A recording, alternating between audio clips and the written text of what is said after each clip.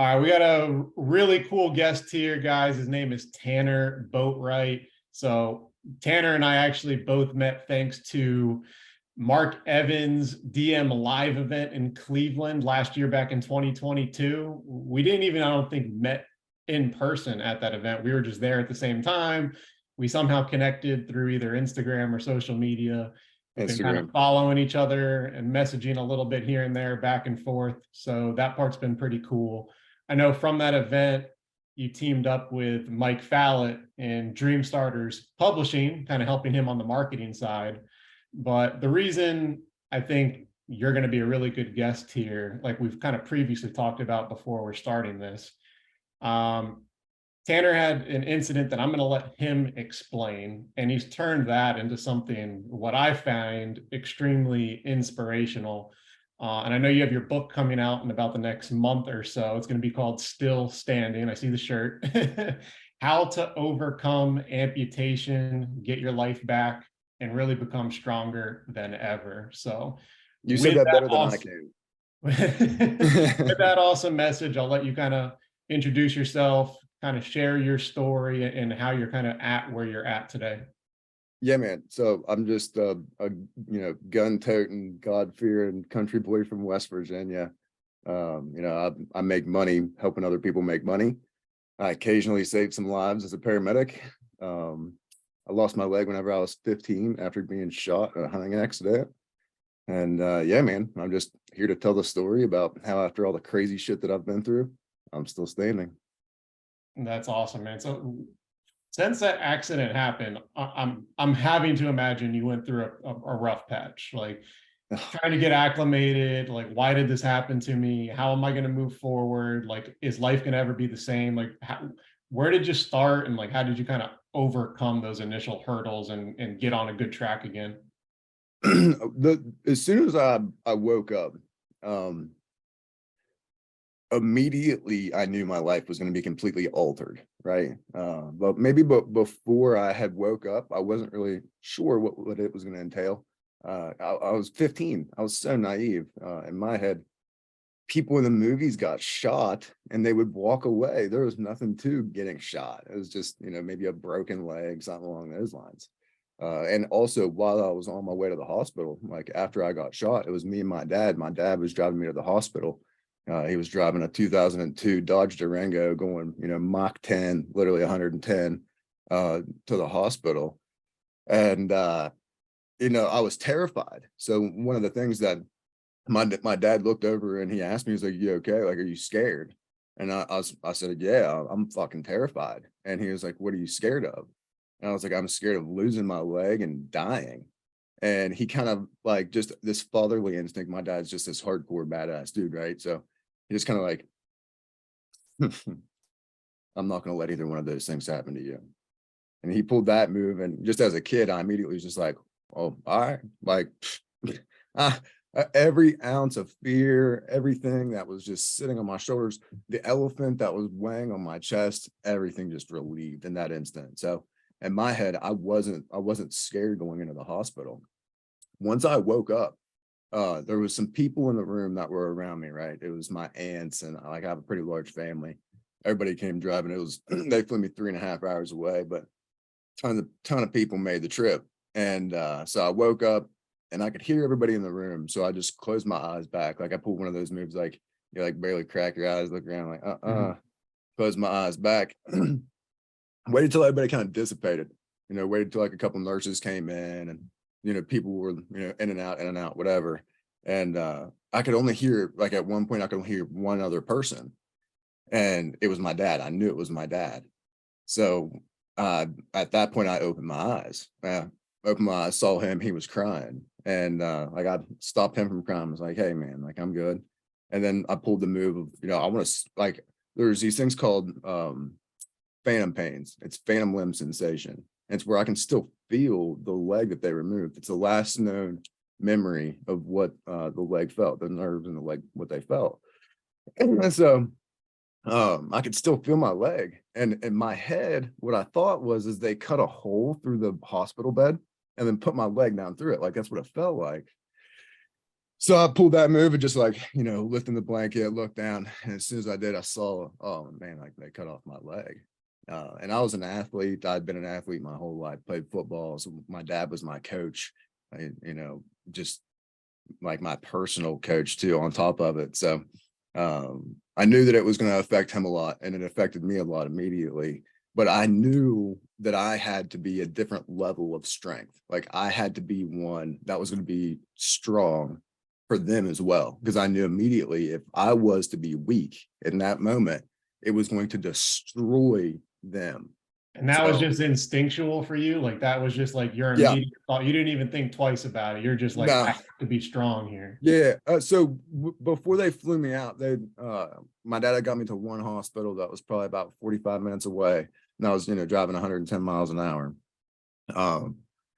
So he got me to one hospital, and then they flew me to a second hospital that had vascular, the actual ability to cut off my leg and not fucking kill me. So yeah, they flew me to this other hospital, and it was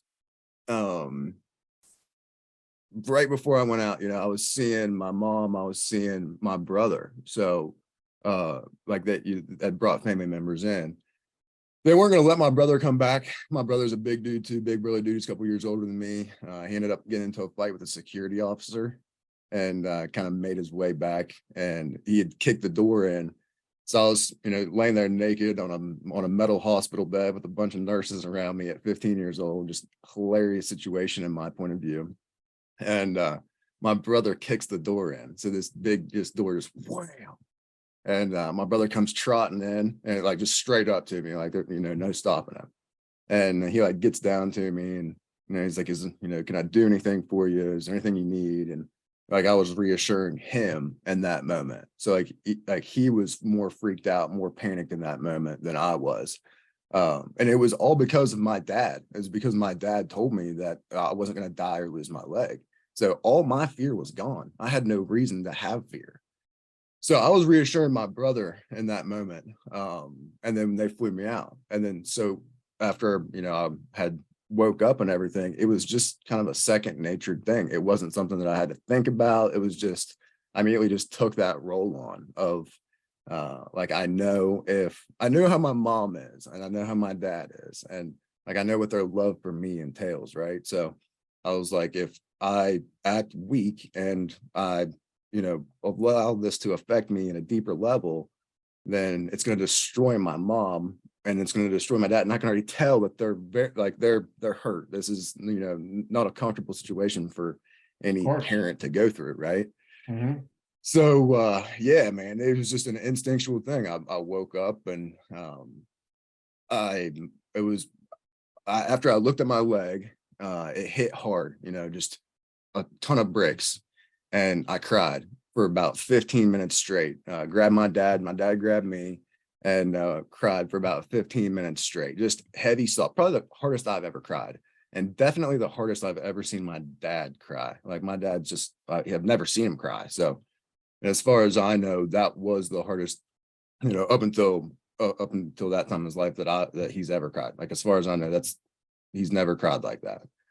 And I mean, I so after really about get it, man. Like, if you were an athlete playing sports, he was coach. Like, I'm sure me and my dad would have I mean, I can't relate at all, but like, I can only assume like I'd be doing the same exact thing. I grew up playing sports my whole life too. I'm as active as I can be every day. right, It's that's a huge life altering thing. cried for about 15, and I literally stopped and looked at him, took a deep breath, just a real deep breath, because I was gonna have to mutter the words. I mean, it was gonna take everything I could to get the words out. And I said, I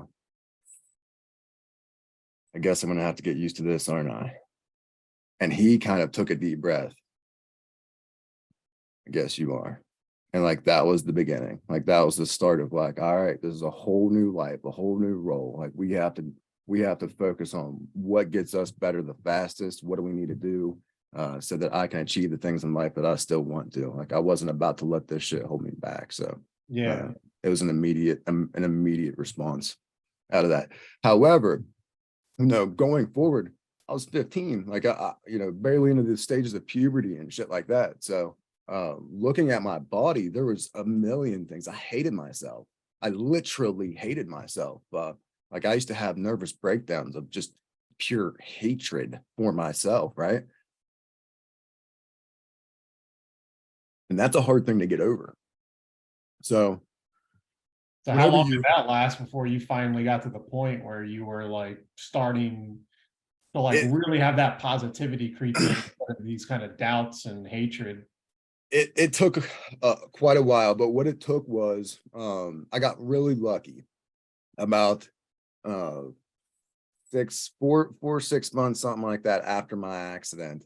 I got to go to Oklahoma City to compete in something that's called the Endeavor Games. And the Endeavor Games is a pre-Paralympic tryout for amputees, right? Or just, you know, anybody with a disability. And I was going to a prosthetic orthotic company that happens to be the world's largest prosthetic orthotic company. I'm not going to mention them on here because I'm not affiliated with them anymore. But I was going with them at the time. I had met with their vice president. Their vice president evaluated me. I was an athlete, and he was like, you know, let's give this a shot. They flew me out to Oklahoma City. I met with my current trainer, the guy that's still my trainer today. And once I met with him, he got me running, got me competing, and just absolutely changed my life from that point on. What were we talking about? No, you're good, I man. told you this is my ADHD, man. Like I'll get off on a tangent and forget where I was going with it. No, you got on track really fast. I mean, you started bettering yourself. I mean, did you actually end up Oh participating no, in so this Paralympics see, at look, all? now I'm Or back. All right, so I went out there and I met a triple amputee. My trainer was also training a triple amputee. See, it's this ADHD stuff, man. So cut that, right? No, just kidding. I don't give a shit. So uh, my trainer, he was training this triple amputee named Cameron Clapp. I'll mention his name on here all day long. He's in my book. He's an absolutely amazing individual. You guys should totally look him up. He's a bit of a hippie, but he's super cool.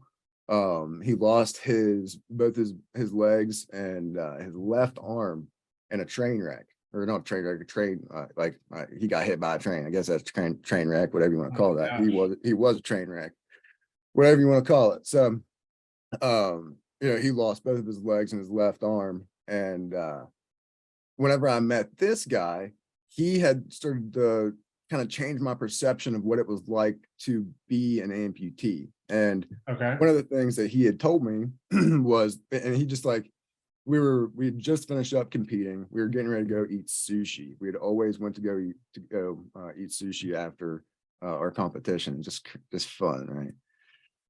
So on our way there, Cameron goes, you know, I think we're talking about some people maybe having some issues with being an amputee, struggling with accepting, you know, having acceptance and stuff like that. And Cameron goes, you know, he goes, I'm proud to be an amputee. He goes, you know, not everybody can do this shit. Like it is extremely hard. Like the type of amputee that I am, the person that I am, I'm very proud of. I'm proud to be an amputee. And I immediately was in the back and having all these issues, hating myself. Just is like, whoa, all right, that's profound. Like that was How old were you when like that messaging came to you from that six, 16. 16? So it Okay. So like was, a year later. yeah, well, about 6 months later. So Okay. not, it didn't, it hit me hard, right? But it didn't matter. It was still going to be something that I had to overcome. So this was going to be a work in progress. Like no matter how profound that hit me, I still didn't like myself. Like I still had work to do. There were still things that need to be done to get over this mental health issue that I had, right? So what I did is I let that affect me, and I thought about it a lot. So then I started telling myself in the morning, I would wake up and I would tell myself that I was proud to be an amputee. Like I would look myself in the mirror, and this is something that I have written down in my book. I tell people to come up with a mantra, something that, you know, something that is positive, something that's influential to you, right, and to who you're wanting to become. So mine was, I wanted to be a proud amputee. And it's not that I was a proud amputee. It's that I wanted to be a proud amputee, right? It's not that I needed to be that to say it to myself. It's that I wanted to be it, right? So like I would look myself in the eyes in the morning. And one of the hardest things you can do, because it's so awkward, is smile. Just literally smile at yourself. And that smiling at yourself it'll release dopamine into your brain. And because it's somebody smiling at you. And whenever you're looking in a mirror, like your brain will see you as a person. And whenever you smile at yourself, it'll release dopamine just like it would if anybody else was smiling at you too. So you can look at yourself and smile, and no matter how awkward it is and how weird it feels, because it's weird, you'll smile at yourself at first and you'll say, I'm proud to be an amputee. And you will not believe an ounce of what you just said. You won't. You seriously won't. So, and you'll just be like, this is crazy shit. Like, why am I even doing this? Whatever. But if you keep doing it, it becomes real. Like it literally, you're speaking it into existence. It's that whole, manifestation with a little bit of action, becomes reality. So I would look myself in the mirror and I would smile and force that awkward ass smile out every time, a shit-eating grin. And I'd say, I'm proud to be an amputee. I'm proud to be an amputee. And I would, take a shit, get in the shower and go about my day. It's just what I did. And dude, it took me all the way up into college. Like, yeah, so this was from 15 years old up until 18 of consistently doing this. And I wasn't sure of exactly who I was. I had done some cool things, and like I was in a movie whenever I was 17. I was in The Fault in Our Stars as a leg double. So you can even look me up if you look up Tanner Boatwright. I'm on IMDb and whatever. And I got to hang out with Ansel Elgort, Shailene Woodley, cool actors on top of it. But so I'd done some cool stuff. It's not like I hadn't done anything with my life. Like, I had decent accomplishments. I had competed in Paralympic tryouts, and I swam and qualified. So I swam the 100-meter and qualified the 50 and 100. And could have went Paralympic, never did, because I wanted to go to college and I wanted to become a prosthetic practitioner. And just went to college and didn't let that happen. But yeah. So now you're on the entrepreneur path. So you got away from that, and then I know you said paramedic. You mentioned general contracting, marketing, and I know you've talked about some real estate investing as well. So you changed paths pretty significantly, but I mean, you got your hands in a lot of different things now. I did. Like, so I went to college, and 2 years like I want to be a prosthetic practitioner. I realized about midway through college it was costing me about $27,000 a year, and I was paying with the money that I got, right? So from my annuity money, I was paying for college, which was a big chunk. And then so I paid for college for 1 year, paid for college the second year, realized I wasn't doing super great. I was probably gonna have to retake a couple classes, and then to become a prosthetic practitioner, it was going to be about another 4 years or maybe even 6 years on top of that, right? So because you had to go post-grad, there was post-grad involved with that. Okay. Well, my brain was like, nah, we're good, we're not doing that anymore. And while I was sitting in my dorm room, is my Wi-Fi all right? I don't know if I'm skipping or not. No, you're good. Okay, cool. So I was sitting in my dorm room, scrolling Instagram's in its baby phases, and seeing guys like Timothy Sykes, which was this dude that was like a life coach.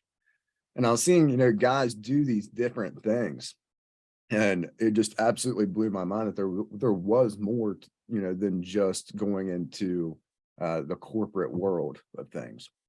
And then one day I was, I went to a party, got, wasted, came back. It was like 3 a.m., turned on the TV, and there was a pastor selling holy water.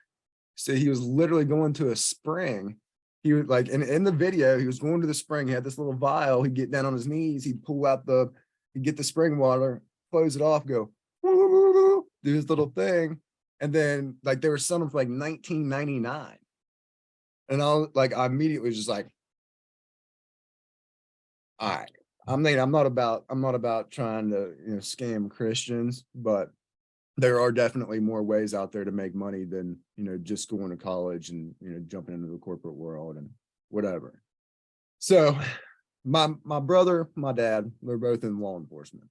And I wanted to still kind of fit in with my family. So I at one point while I was at college, I went outside to smoke a cigarette. I was a smoker at the time. Went outside to smoke a cigarette, and my dorm room had closed behind me and I didn't have my key. So I went and asked, like they had these people called RAs. They were like resident assistants, some shit like that. Right? So I went and got an RA. They came back, unlocked my door. There was a candle lit. It's a fire hazard. So they wanted me to go to the local fire station and there's 10 hours of community service is what they gave me for having a fucking candle in my room. So I went down to the fire station, and whenever I walked in, the first thing that I saw was an ambulance. And I was, an ambulance in a fire station? What's this thing doing here? Like, I just had no idea. Actually, I thought ambulances came from hospitals. Even though that I'd been shot, I didn't have an ambulance come get me. I didn't know where they came from. I thought they came from hospitals. Anytime you see an ambulance, you see it at a hospital.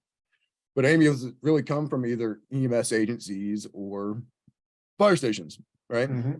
So I go in, and there happens to be a paramedic there. He's a full-time paramedic. And I walk in and tell him that I need community service. And he's like, all right. He goes, you know what? 10 hours community service. Let's turn you into an EMS assistant. So, which was below an EMT. So an EMT is like a lot of your drivers and just kind of people that help out paramedics type of thing. And it became an EMS assistant. So that's what actually got you on the path to being a paramedic. Yeah. Okay. So interesting how a fire hazard brings you down a paramedic path. But yeah. So I became an EMS assistant. Right? And man, I've been looking for an adrenaline rush like ever since, not competing and getting into college. And I was looking for an adrenaline rush, and became an EMS assistant within 10 hours. And it was like that same night, it was like 1 o'clock in the morning. He had talked me into staying overnight with him because his shift was 24 hours. And it was like 1 o'clock in the morning, tones dropped. We hopped in an ambulance. We fucking peel out, tires squeal, kick the ambulance sideways, and my adrenaline dumped. And I was sitting in the back, and I was just like, all right, this is what I want. Like, so now I'm going to drop out of college. My immediately plan was like, I'm dropping out of college. I'm going to go to a technical school that offers EMS and become a paramedic. And I want to do that like within 2 years. Like, I want to back it. So I did. I dropped out, man, went to, and, after 2 years of $27,000, I was enough anyway. So, and I knew that once I became a paramedic, the way that their lifestyle was with these 24-hour shifts, and they had downtime. So like they had these moments when they had, 4 hours where they weren't doing anything on shift. Right. And so I knew I could use that to become an entrepreneur. Like, I could use that time to be getting paid, but also to be working on my dreams, my goals, learning things, furthering my education, and then on top of it, I would work a 24-hour shift and I would get 2 days off. So I would get 2 days off and I would work out hard. So I was staying physically fit on top of it. And it was awesome. And, from 20 to 22, or actually like right around 21 whenever I became an EMT. So I dropped out of college at 20 years old, 21, became an EMT. That was whenever I had my first income. So from 15 years old until 21 years old, I never had an income. I was solely living off of just annuity alone. So, I mean, being able to pay for lifestyle, pay for, all of that was just pure annuity. Okay.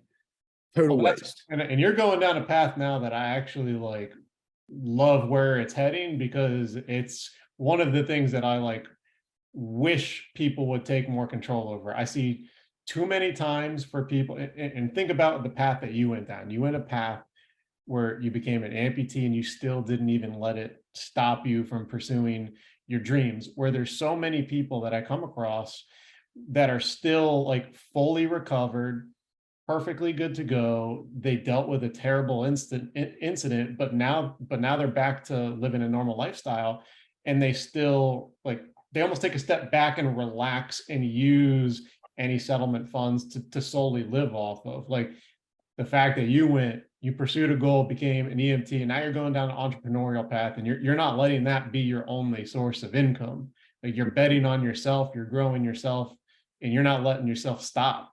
Like No, more absolutely. people need to hear that message, because this should be like icing on the cake. Like this should be additional funds that you don't even have to think about. Absolutely. I mean, that's what this is life money. This is what it's for. Like this money is going to be given to you no matter what. And a lot of these things people don't understand too, is whenever it comes down to it, like this money that I've had and I've had to live on and whatever, if I'm sitting on it and I'm doing nothing with it, it's doing nothing for me. But if I'm going and I'm using this money, there's all kinds of things that it's benefiting me for. So like, just being able to live on that, to be able to focus on other things, to Yeah. drive my life. People it's funny. People think that like this is really meant only for the things that it was so-called meant for. That's not. Um, like if you got some cash coming in, you don't have to spend that on a prosthetic leg. I can spend that on insurance that will then buy me a prosthetic leg. Why am I spending? So a prosthetic leg for me cost $140,000. Real shit. So the prosthetic leg I have on right now is 140 grand. I got the fucking receipts. I'll show you. It's crazy. So you think I can just drop 140 grand? I mean, if I had majority of my annuity straight up right now, if I went to you and came and got a lump sum, it would be absolutely asinine for me to drop $140,000 on a prosthetic leg that's got a lifeline of 3 years, 3 to 4 years. So why wouldn't I instead, come get that lump sum from you, right? And then set aside exactly what I need for my monthly payments on insurance, use the remainder money of that to invest into something that's going to, produce, something down the road. It's going to have me some sort of, return down the road. Yeah. And like, that's what I've been able to do is once I started to have an income, I started to be able to use my annuity as leverage, for anything else. Yeah, because I know you, I think if I remember correctly, I think I either saw a post or maybe you spoke about it once that you were using funds to invest in either self-storage syndication or real estate that's going to Yep. give you monthly or quarterly cash flow, Hell yeah. plus give you equity in an asset where Yep. that policy just wouldn't have done it for you. But those other income producing assets are going to just tremendously outperform that over time. I mean, if you're active and you're able to go out and look for these little things that can make you money, real estate's absolutely amazing for people with annuity. I went and bought 2 pieces of property. Okay. They're both a quarter acre. They're side by side. They're completely developed. One of them has a property on it. One of them doesn't. I bought them for $11,000. Like, you don't think that I'm going to be able to put a return on that? So what we're going to do with this is we're going to level the other house that's on it. And it's got this big ass rock. I mean, if you go look at my Instagram, you'll see what I'm talking about. It's got this big ass rock. All right. We're gonna build storage units on it, and we're gonna call it rock solid storage. I mean, I'm gonna spend probably like, well, I'm gonna go to a local lender, and I'll probably give them a short amount of money, and they'll fund me the rest of it. And Yeah, man. I mean, it's going to be absolutely, super easy, and I'm going to sit back and reap all the benefits off of it. I'm gonna And have to then after check back about, in with you at a later time on that one as a follow-up, because I want to hear what that investment is now going to bring you in terms of monthly cash flow that you yeah, would have never gotten without doing something like that. it should double what I ran on my numbers. I mean, it should give me a double what I've got in it. So, Okay. like I've had a contractor come look at it. I'm building 20 units on it. Um, my contractor says it'll take me 75 grand to build it steel building style, and got 11, yeah, $2,100 a unit. The money's there. Killing it. So I want to switch it up a little bit for you real quick, because I think going back to how I kind of introed you, you got a super inspirational story. And I know that you're tried between your book that's coming out and you either, I don't know if it's one-on-one coaching or small group or whatever, but Small I group. saw one of your posts talking about the 5 keys limb loss community. And I know Yes, you sir. posted attitude, anatomy, alliances, appliances, and assets. So whether it is an amputee or somebody that's really just gone through like a tough personal injury, or even just maybe a death Dude, in it the can be just family, somebody like, that's a business person. It doesn't even have to be yeah, or somebody that's somebody that's been through going some through a shit. tough Like, time. Like how yeah, did how could those 5 keys apply to them? personal development. Like, this is all personal development. So what the 5 keys are it's attitude, anatomy, alliances, appliances, and assets. And every day you do one thing for each one of those things, right? So every day you're going to do something for attitude, you're going to do something for anatomy, you're going to do something for alliances, something for appliances, something for assets. And if you do these things, then your mind will stay right, your body will stay right, your relationships will stay right, your money will stay right. And then if you're, a prosthetic user, not even a prosthetic user, because a lot of the things we talk about is just technology, then you'll stay on top of things, in the world. So um that's basically the premise of the whole group, is how, and what we do is every week we focus on one of those things. So a lot of months have 5 weeks. Well, there's 5 keys, so we focus on Okay. one key every week. Makes it super easy. We break things down for about 45 minutes to an hour. We do some small Q&A with it, and it's nothing crazy, nothing fancy. We have a Facebook group, a little community on Facebook. I post shit into there. I release some ebooks with some workouts. I just do some cool stuff for you guys. Every now and again, I send some stuff out to everybody. It just depends. So whether it's a t-shirt or a hat or keychains or little tools, knickknacks, tons of fun stuff that I like to just send to people. Ask Mike. I send Mike stuff all the time. But yeah, so it's a cool little community, and no, you don't have to be an amputee to be in there. You don't have to be part of the limb loss community. I call it the limb loss community because I'm an amputee and I want to make a safe space. Not a safe space, that sounds gay as shit. I want to make a space where people can come in and learn and elevate themselves, and Yeah. personal excellence, man. It's all about personal excellence. Like, I'm on a growth path. Every day I'm trying to grow and become better and be better. And everybody that I have around me, I'm always pushing to become better, be better, try harder, learn more, do different things, expand. Like, I just want everybody to be the best possible person that they can possibly be. I think that we all have, this, like, we should be trying to do it for our ancestors, right? Like, our ancestors went through some hardcore shit to get us to be human beings. So I feel like we kind of owe it to them to push ourselves to be the most extreme type of people that we can be, to leave the longest lasting legacy possible, make the most difference, and have the From biggest impact, provide the most 100% value. with you. 100% with you. If you're not trying to get better every single day, like, you're literally living with zero purpose. Whether it's slightly better in the gym, whether it's going to something entrepreneurial, like, if The you're waste of oxygen if you're existing, not doing yeah, shit. if you're just existing and you're literally not striving towards getting better every single day, you have no purpose. Like you have, what are you going to do every single day with zero drive? And I talk about this too a little bit, like with purpose. A lot of people will get caught up on having such a big purpose. Listen, no, we don't need to be caught up on having giant purposes. We need to have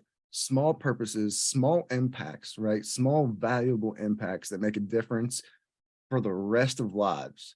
Like the law of exposure. Once somebody's exposed to something, they can never go back. So if you expose to people in small pieces, planting small seeds, they can never go back. See, like you're expanding people all the time by just planting small ideas and thoughts and, motivational, inspirational, ideas to push people in the direction that they need to go. So, as a coach, it's one of the things I absolutely love to do. No, that's And great. I love to see that there's potential in people, man, because I think that I see more potential, and I get more mad at people than what they get at themselves. And they wonder, what the fuck's this guy's problem? And it's because I see your potential. I see what you could be. I see the things that you have offered to you, and you're fucking the one that's, squandering it, not using it, and scared of it. So it absolutely irritates the heck out of me. So I will, I'm a very free thinker. I'm very outspoken, if you guys can't tell. And I'll tell people how it is straight up. And it's always out of love. I'm very passionate. Like I'm never gonna say something to somebody to try to belittle them or destroy them or anything like that, because I know what that feels like, and I've been there and I've been at the bottom, right? It's like I've felt like that. I felt like the little guy. I don't want anyone to feel like that ever again. So I don't ever do that to somebody, but I will check you. I'll ask people straight up, what are you doing? Like, people need that. Hell yeah. It's actually great. I'm sure you follow him because you're, pretty entrepreneurial guy, but Ed Milet, right? Love Ed. If you listen to Ed, like on his podcast and a lot of the stuff that he talks about a lot of the time, he continuously has a message where like you're best suited to help the person you once were. And like with everything that you've gone through, like by having that limb loss community and everything that you do, like there could be brand new people starting on a journey that you went through at 15, where you've been there, done that. And now you're who's better than you to coach them and guide them on how to like go down the right path moving forward, instead of veering left and going just on the other side of the spectrum that you're on. Absolutely. And I have people that'll reach out to me every now and again on Instagram and send me a news article. Like there was a kid last summer that he was, where was it? Somewhere in Florida. I can't think of it, but he got hit by a shark, man. He was with his grandpa and his dad, and they were swimming, scuba diving, got hit by a shark. I can't remember if it was his leg or his arm, one or the other. But I had, people sending me this article. So I started reaching out to the family, but I also started reaching out because I know hundreds of other amputees. So it's not just me that I have access to. Like there's a guy named Paul DeGelder. Paul DeGelder is, he's on Shark Week every year on the Discovery Channel. Whenever the Discovery Channel does Shark Week, he's on there every year. Check it out this year. It'll be in a couple of weeks, I'm sure. We're getting into summertime. So Paul DeGelder was an Australian naval swimmer. He was swimming in the Sydney Harbor. He got hit by a bull shark. It took his left leg and his right arm. And but just never stopped. Like he's still diving with sharks. Like this dude's on Shark Week hopping into pools with fucking sharks, not wearing chainmail or nothing. Like just wild. But I immediately reached out to Paul and was like, hey, I've got a kid. This is what's happened to him. Shark attack, yaka yaka. And he reached back out and was like, send him my information. Let me know if he needs anything. I try to connect it to him. I don't know if they ever got connected or not. But that's just like the power of having a community of people that are all interested in the same things. Like we understand life happens. Like I got fucking shot. That's weird. It's crazy. And like how I got shot is, crazy too. It was a buddy was carrying a gun. He was about 11 or 12 years old. It was a single shot, 223. He had put a bullet in, pulled the hammer back, got tired of carrying the gun, asked his dad to carry the gun for him. His dad was carrying some other shit too, decided to carry the gun for him. While he was walking behind me, happened to stumble, kick a rock. And while he was carrying all the shit, he had his finger on the trigger And just out of randomness, it caught me in the back of the leg, hit me direct impact to the femoral artery, which if this would have been a little bit lower, then I would be a below the knee amputee and I wouldn't have to worry about spending $100,000 on a knee. If it was a little bit higher, then, you know, I may not have enough of a residual limb to even wear a prosthetic leg and might be, you know, just stuck using crutches, you know, so those little things. And That's crazy, man. That's crazy. But you know what's cool is the fact that the group that you're created to be able to like offer that type of outreach and that support and that guidance.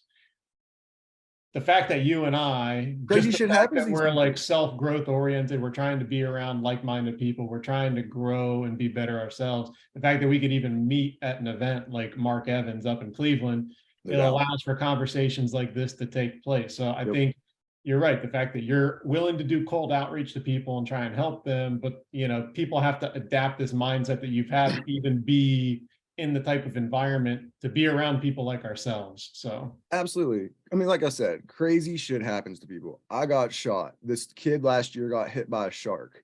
My buddy Seth was driving a truck that he was going around a turn and slid and rolled. And whenever it rolled, it ejected him halfway out. So the truck landed on his legs.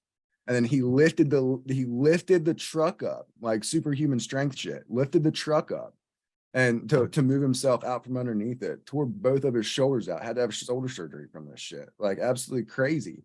Another buddy of mine was going to college at Kansas and he was getting ready to move into a dorm room and was at the back of his car, was picking up a box. And guess what? Drunk driver, smash, pins him in between the two different cars. oh Right. So he loses both his legs. Both these guys lost their legs. My buddy Cameron, like I said, he got ran over by a train, you know. There's just absolutely crazy things happen to these people. And if you don't have somebody to reach out to, somebody that has dealt with something that is just absolutely crazy, then you feel truthfully like nobody understands because they don't. Like, if you've never been shot and lost your leg, it's really hard for you to understand what it's like to get shot and lose your leg, you know. But I can look at my buddy and that, you know, rode his truck and go, you felt what I've felt before, huh? Like you felt these feelings before. Like, you know, how did you deal with it? And, you know, he tells me, he breaks it down like this. He's now a dad, right? So he's a dad. He's got a kid. He's got a wife. He's got a full-time job. He is a prosthetic practitioner. So this dude went through with, you know, some things that I couldn't even do. So it's like, you know, absolutely amazing people. The guy that got hit by he got pinned in between the two cars, he's an engineer. Like he said, he literally went on so to that just goes to finish show school, you went to right finish school there. at Kansas. That goes to show you right there between what you're doing and you just named off like 2, 3, 4 buddies off the top of your head that Oh, that's went. not even it. I could go on. That's nothing. That's Like, but it just shows you like you don't have to let something, and it's not really even my place to say because I've never been in that position. But no, you know what though? it's an example of what you can still accomplish even though something bad happened at one point in your life. You can understand it, brother. So like I say that people don't people don't understand, and people fucking understand because you feel pain in other ways. Like if you've ever lost a family member, that pain, it's a very similar pain. Breaking up with your girlfriend, like if you've ever been in a long-term relationship and you break up with your girlfriend, like that same similar like chest wrenching heartache and break, it just destroys you. That like it's a very similar pain. Like, you know, the body recognizes pain the same. Like me getting shot's not a different type of pain than what, you know, somebody losing their arm is. It's a physical pain's physical pain, mental pain's mental pain, emotional pain's emotional pain. It's all pain. So brother, if you've ever been through anything in your life that's been difficult and you felt pain, an ounce of it, you can understand because it's either magnified or, you know, dulled down depending on the situation, right? So Makes sense. Makes sense. yeah, Well, for sure. So, and that's why like it's always good for everybody, you know, to look at dishing out a piece of advice here and there.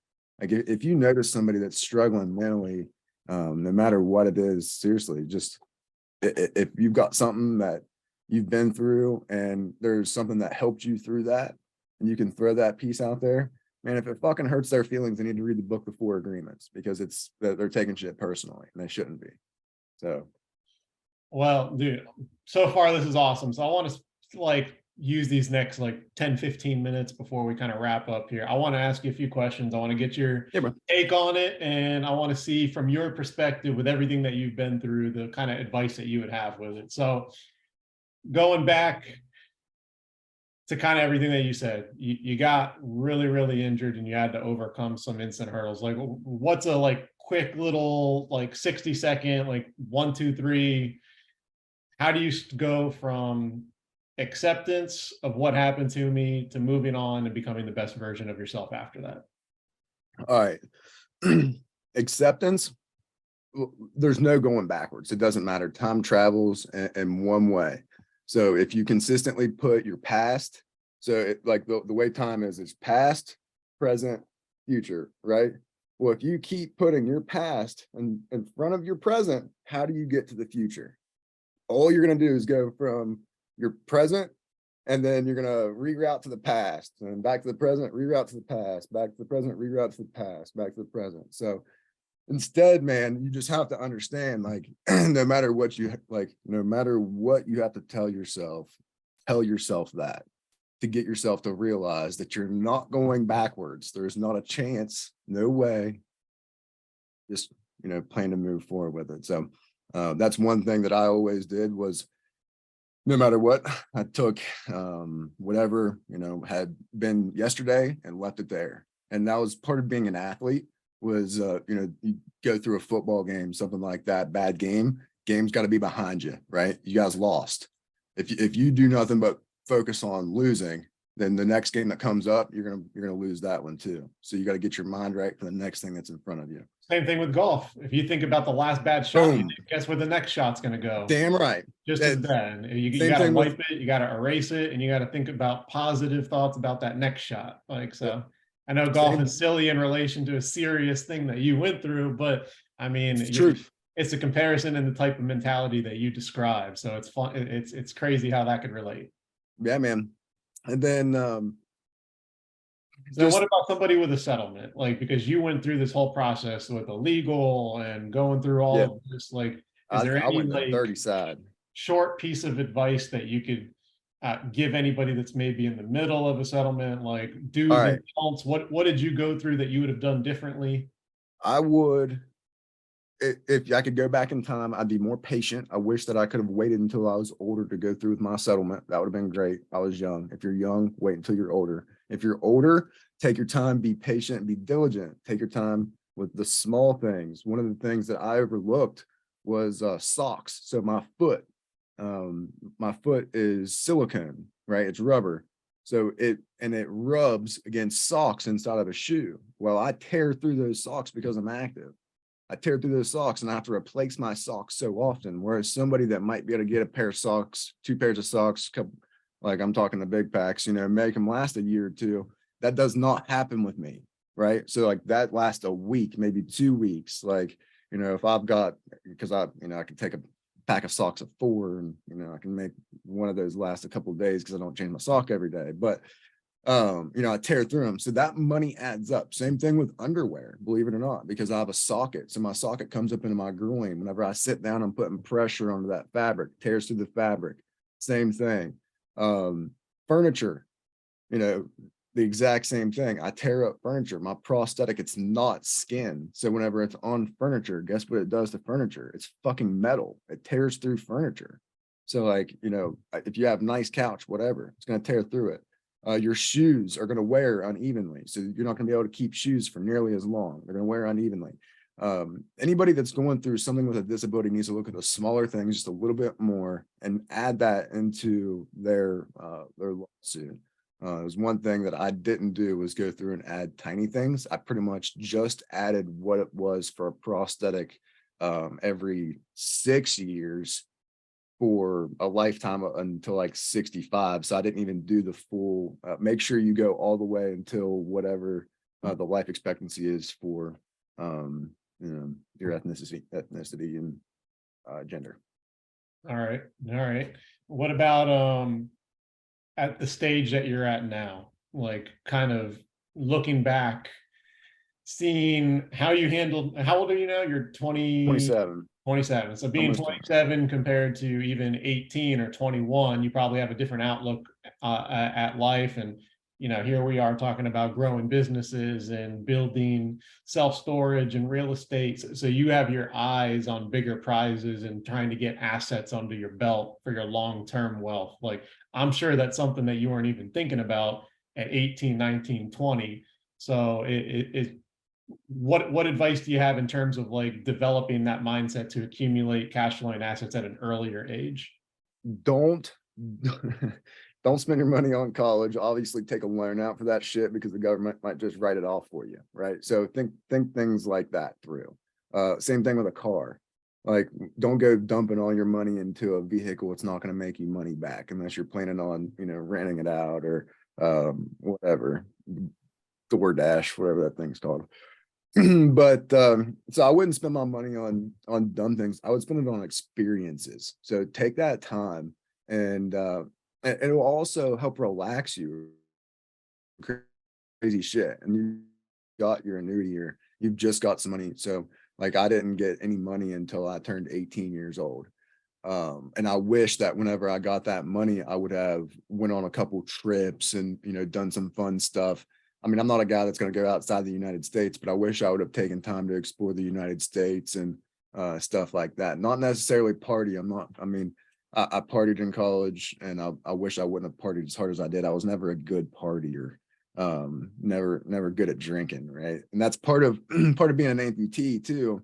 People don't realize is I have a quarter less of the circulatory system. So there might be things like that too that you're not even aware of.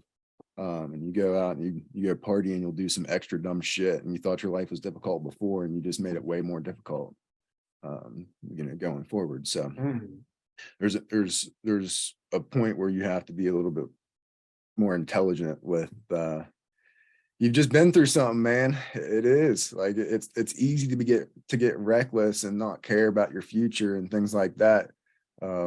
It's a lot harder to be present, feel it, and then look to the future and be able to see what's going to come next. So to be able to find that, I say experience things. Well, even with the experiences, like, I'm going to add to it, investing in yourself like you did by you found a career path as being a paramedic.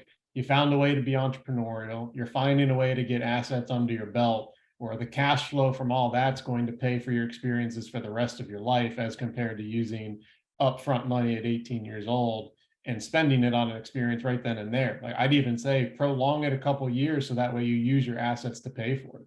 Hell yeah. And I would there was one thing, if I could go back in time, there's one thing, one sole thing that I wish that I would have done, or what I've had somebody tell me to do.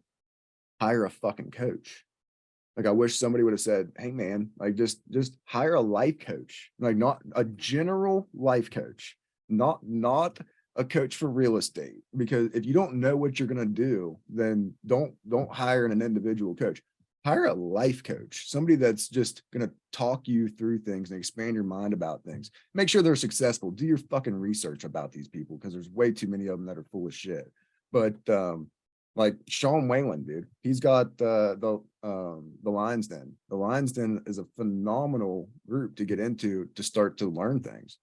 So something like that. I wish I would have, hooked up with a coach way earlier. 100%, man. Well, dude, awesome advice. Where can people find you? Like, where's the best platform? How can they get in touch with you? Yep. Right now, go over to stillstandingtb.com, stillstandingtb.com. That's my book site. Just sign up for, I've got this little manifesto type of weekly newsletter thing that I like to dish out to people. And it'll keep you updated on book releases and other things that I've got coming out here in the near future. So yeah, definitely picking up the book. I suggest everybody else do the same that's listening to this. I will tag your Facebook, your Instagram, Twitter, all that stuff on top of your website. That way people can follow you and try and get in touch if they, related to your message at all, and could use a little guidance. But any Sweet, bro. closing remarks that you think would help people in addition to everything else we covered? Nah, man. Nope. Perfect. That's Well, it. I That's all I got. appreciate you coming on. I really enjoyed the conversation. I think you're going to help a lot of people with this video here. Hey, I want to jump back on and do this sometime going forward too. Like I want to jump back on and do a live. Maybe we do a live. Maybe we maybe we even get together and produce something like a fucking settlement structure, call alone. So Yeah, we'll be in contact and we'll be figuring something out. But hey, man, this was really great. I really appreciate your time. take it easy, my guy. Talk to you later.